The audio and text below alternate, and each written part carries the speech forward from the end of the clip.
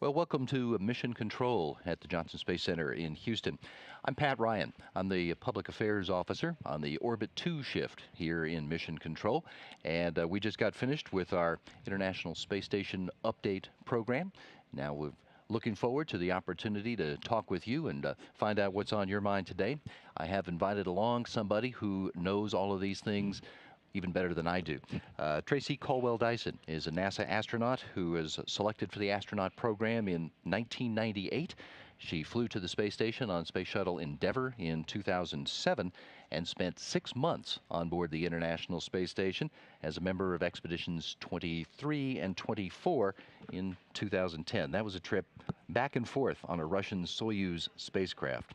Yes, it was. Pretty cool. It was. Very cool. Before you made that flight, I remember you telling me that you got excited about being an astronaut when you were in junior high school. So we're about the same age as these folks. What was it that got you excited at that age about being an astronaut? Well, at that age, I think it was all the trips that I took out into the desert with my family. We would ride motorcycles and out in the desert where there's no lights and a bunch of stars. I would lay out on my motorcycle trailer at night and just dream about being up there and wondering what it was like. And so I think that was really what inspired me to keep looking up into space. And I think that's what always stuck with me as I went through school. How did you do it then? What was the path for you that worked to get you from there to astronaut? Well, the path was very curvy, and I wouldn't say that I had a plan going into it, but I think when I decided for sure that I wanted to become an astronaut, I had looked at a list of things that I'd written down that I enjoyed doing, and all of these things included, working with tools and learning different languages and liking science, and I put those things together and thought after I learned about what astronauts did, I said that's what I want to do, but I had no idea how I was going to get there. So my first step was to keep doing the things that I enjoyed doing. I was really interested in science, and so I think that's where I started to make the official step. Was when I left high school, I went to college, I majored in chemistry, and I just kept following my heart in doing the things that I really enjoyed doing. And I'd say that if there was any path I took, it was that. Great. Let's find out what's on their mind. We're ready to take the questions from Centennial Middle School. Hi. We all know that the computers play a big role with the International Space Station. So what do you do when a computer malfunctions, and how do you fix the problem?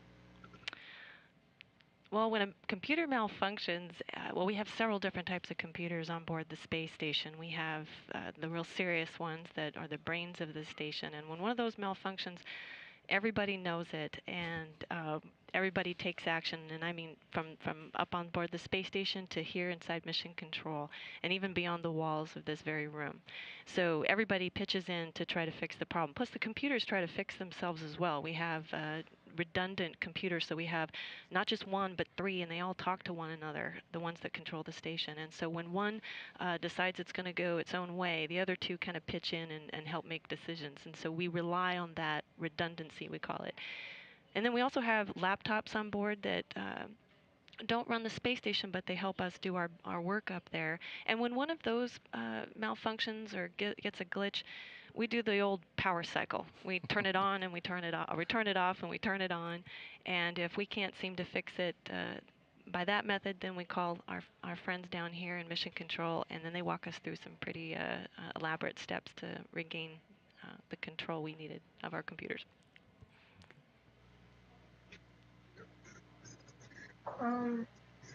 How is the International Space Station built? For example, how is the International Space Station designed? How are the science laboratories built? And how long did it take to build the International Space Station, etc.? Well, it took a little over a decade to build the space station. Of actually flying pieces up, but it took a lot of time before that to get ready to do that. Absolutely. And boy, how many years? I mean, it must have been a decade before that, if not longer. At least. Yes, that we were designing the space station, and the testing that it took to make sure all the parts that we were taking up there separately would work together once they were all put together in the vacuum of space.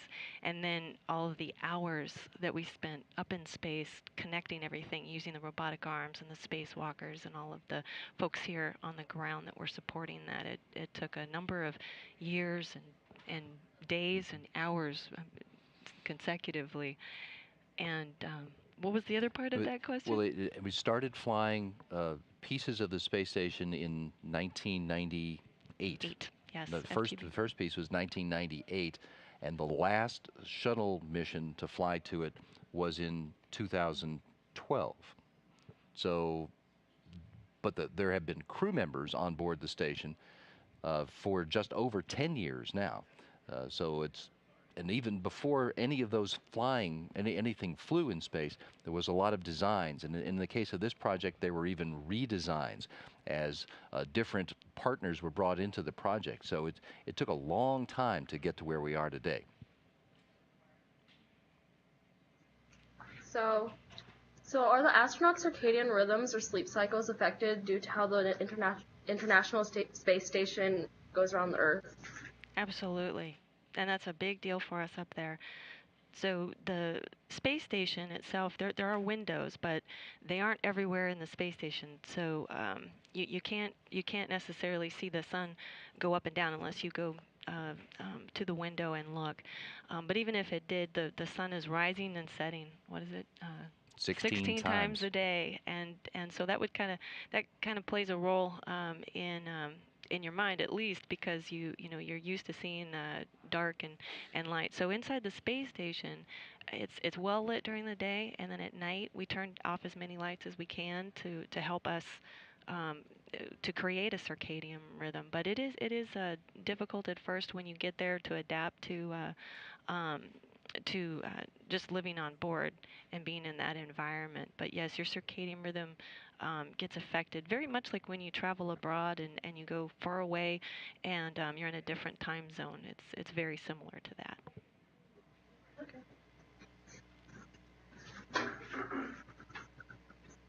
If a spacesuit's exterior happened to become damaged in some way during a spacewalk, how could it be fixed in the International Space Station? Now, you did some spacewalks on the International Space Station. What kind of training? What would you be prepared to do if if your suit became damaged during a spacewalk? Well, if your suit became damaged during a spacewalk, I think the most important thing is to get back inside. If the damage is significant, and it doesn't take much for it to become that, the first job is to get inside. There's no fixing your suit. Especially if you got a hole in it. Time is of the essence, and so you'd get back inside the space station. And once you were inside the space station and safe, then it would be a matter of inspection on the suit to see just how bad it was. And so if you went all the way through the suit, well, then I don't know that we had the means to fix that on orbit, but we do have replacement parts on board the space station. But if it was just a piece of material that had had a slice in it, perhaps we could mend that. But it would be a big project, regardless, between the crew up on orbit and the folks down here in mission control.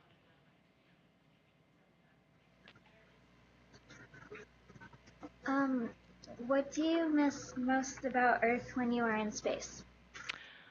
Oh, there's so much that you miss. First and foremost is your family, of course. But of the necessities in life, you'd really miss running water. Boy, when you're brushing your teeth, just never take for granted the water coming out of your faucet. When you have nothing else but a towel to spit it in, you begin to wish you had some running water. So I'd say that was probably the thing I missed the most.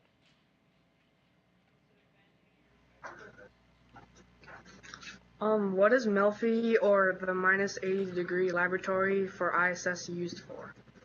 The Melfi is a super duper freezer up on board, and it gets things beyond cold. We on orbit do a lot of experiments, and those need to be preserved. And the Melfi is our primary means of preserving samples, both mostly biological samples, and Like it could blood be samples or blood what? samples, urine samples, as well as plant samples, and that's primarily what it's used for.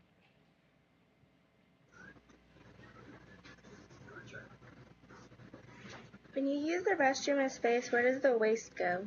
Ooh, that's a good question. Out, I hope. Yeah. This is such a touchy subject, but I think I can describe it. We collect it, and we collect it in steel containers, and the crew, once it gets collected, the crew doesn't ever have to directly interact with it. It just gets collected in a big steel container that gets sealed up, and we collect those containers until the next disposal vehicle is available, and we load them on the disposal vehicle, and then that's how we get them off the space station. And that goes into one of the vehicles that are destroyed as they're coming back, right? Exactly. And that's the solid waste. The liquid waste actually gets recycled back on orbit. We've got a really slick environmental control system that takes not just urine, but also condensate and sweat and respiration. Takes the moisture out of the air. The moisture out of the air, yes, thanks. And it takes it through a filtering system, and then produces potable water from that. And it's not bad. Which is really very important too, because Yes. for future explorations, you can't carry with you all of the water that you're going to need. You got to reuse what you have. Absolutely. Yeah. So it's very encouraging that we have so much success with it on orbit right now. And it tastes good. It tastes good. In fact, I think most shuttle folks would agree that it's better than the shuttle water. I've heard that. Okay.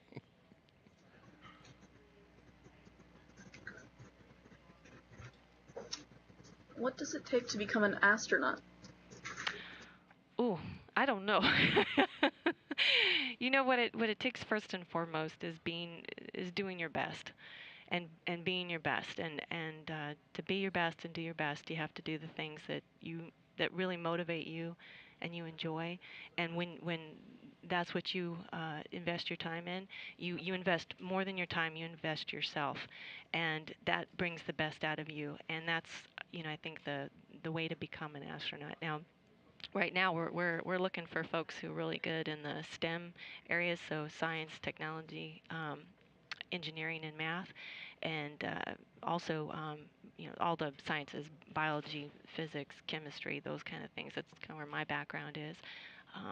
But the exact path, every single astronaut has a different story, and so it's really hard to put that in a nutshell and give you any kind of direction. But first and foremost, it's strive to be the best at whatever you invest yourself into.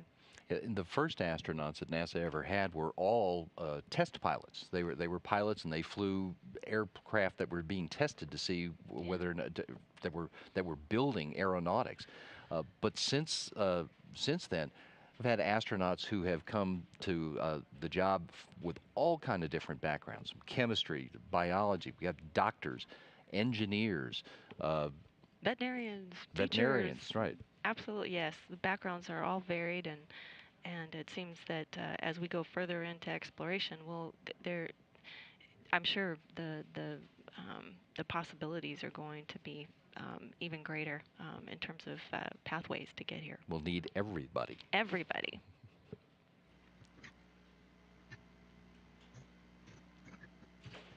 I'm Will, and my question is, how does the ISS communicate with Earth, and is it possible to use a cell phone while on board? Well, we communicate mainly through satellites. We have satellite dishes on board the space station that send signals and receive signals to satellites that are deployed out in orbit with us, and those beam the signals back down to the ground, and that's mainly how we communicate. We don't have cell phones on board, and if you brought your cell phone, I don't think that you would have much luck with it. I heard, and I forget now, it was either Chris Hadfield or Tom Marshburn just a couple of days ago, explained that we can't use cell phones because you're going too fast. You are Yes. moving so fast that the signal can't get to cell phone towers. You'd lose the conversation. Yes, exactly. Absolutely.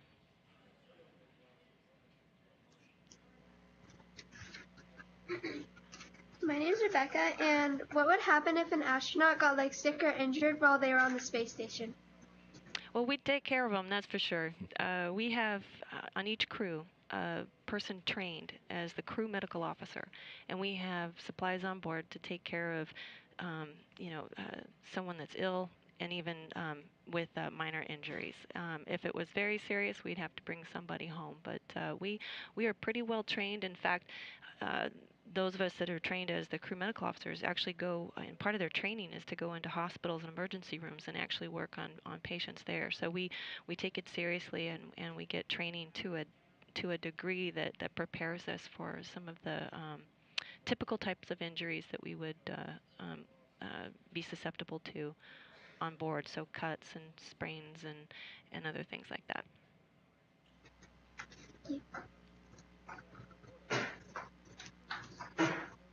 What is the hardest thing to adjust to in space? Ooh, the hardest thing. Well, the microgravity environment certainly does present a lot of challenges. And I don't think anybody could dispute that learning how to go to the bathroom in space is probably one of the most challenging ones. You probably don't want me to describe that. Hi, I'm Taylor, and I was wondering, how do astronauts keep the ISS sanitary? How do they keep it sanitary? Good question. That is so very important. The way we keep it sanitary is by cleaning it, and it's a job we do every Saturday, and it involves vacuuming, not just not the typical kind of vacuuming that you do at home. On the floor. On the floor. No, we don't do that. What we do is we have several vents, and there's a lot of air circulating through the space station because things float. They get picked up and then deposited onto filters. And in order for us to maintain a good breathing quality, we have to go and vacuum those off. And it's much like the vent in your dryer. If you've ever cleaned lint off of there, that's kind of the cleaning we do. But also handrails, because on orbit, you float, of course, and you don't use your feet as much as you do here on the ground. You use your hands, and your hands are your way of moving around. If you've ever seen video of astronauts on board the space station, you see them moving around with their hands. And we use our hands for everything, and, with touching our face, eating our food, doing our work. And so we, on a weekly basis, make sure that all those handrails have been wiped down and sanitized. Thank you.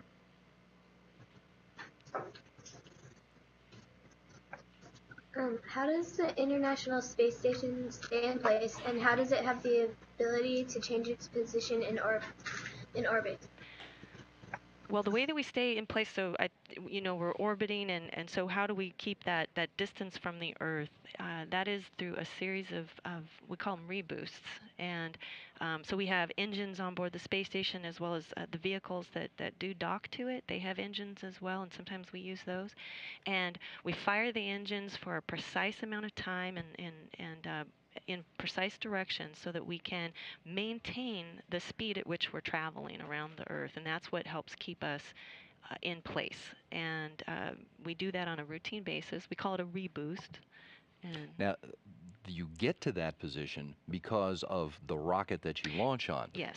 It has enough power from the launch that gets you to a point above the Earth where the speed that you're going allows you to, in essence, just fall.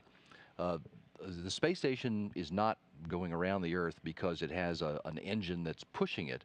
It's just falling in space. But because it's at an altitude where the gravity of the Earth doesn't pull it down, at least not enough to bring it down, but it does come down slightly. Yeah. And that's why you've got to reboost it to get it back up so that as it falls, you're still in a safe zone. Yes, yes. Thank you.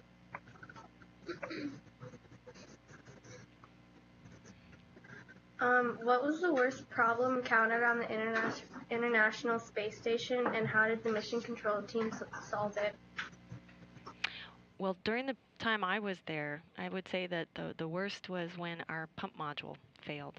This is a piece of equipment that is located outside the space station on our what's called the truss segment, and it circulates ammonia through lines that go into the space or go around the space station, and it helps to keep the space station cool, and all the equipment that we have there generates a lot of heat, so this is very, very important. One of those broke on board the space station, and that's why myself and my partner Doug Wheelock had to go outside and do a couple of spacewalks to remove it and put in place a brand new pump module, and I think that was by far the worst thing that happened while I was there. I'd agree. From our point of view down here, yeah, that was the most dramatic thing that occurred during your time up there that caused a response on the ground from a lot of people who first had realized what had happened, and then second realized what needed to be done to fix it, and then plan the spacewalk for Tracy and Doug to go out and make those repairs. So it was exciting. It was a big deal. Yeah. Thank you. How can the ISS be used for interplanetary travel? Well, because the space station stays in one place in orbit, we wouldn't be taking it to another planet. But certainly, the way it can be used is all of the science that we're doing on board. And not just science, but the operations and the coordinating that we're doing, not just here with this mission control, but all the mission controls, is teaching us how to go beyond low Earth orbit to other planets. And so I would say that that's how we're using it, is we're using it to learn about space, living in space, which is what we'll have to do when we go to other planets, and how we can adapt and how we can get back safely, I would say. You could push it out of orbit and head it off in a direction, but it's not designed for any trip like that, and it wouldn't be a very good way to make the trip. But it is helping us learn how to design spacecraft that can make that trip. Yeah, and components of the spacecraft. In fact, one of the science experiments I remember doing on orbit was looking at fuel tank designs, because it's not like here on Earth where you can rely on gravity to pull fuel into the engine. It takes a little bit of cleverness, and so we use the space station to learn what is the best design for a fuel tank. One more question. Hi. Do astronauts require more food while in space, and about how many pounds of food is on the ISS? What was the first part of that question? Do astronauts require more food while they're in space? Oh, I think that varies with each crew member. I would say that, yes, I mean, just like it does here on the ground. Mm-hmm. And I would say that when you first get there, you might not be so hungry, but when you start to get into the swing of things, then your appetite certainly is pretty normal. So I would say for the most part, people don't tend to eat more, but we're all different. And how many pounds of food are up there? I do not know what that number is, but what I can tell you is that each crew stays on orbit just a couple weeks shy of 6 months, and there's enough food for them to eat not only breakfast, lunch, and dinner every single day, but there's also snacks up there and drinks, and that's not just for the crew that's on orbit at this time, but we also we call it staging food. We put food in place for the next increment so that it's there well in advance of them showing up. So I would say there is a lot of food. There's hundreds and hundreds of pounds of it, and there's more launching tomorrow morning. Mm-hmm. There's a cargo ship that's launching from Florida just after 9 o'clock Houston time tomorrow morning, and it's got 1,200 pounds of supplies, and a big piece of that is food. Food's very important on orbit. Well, thank you so much for joining us today, and we appreciate it. Centennial Middle School, would you like to say goodbye? Bye-bye. Bye-bye.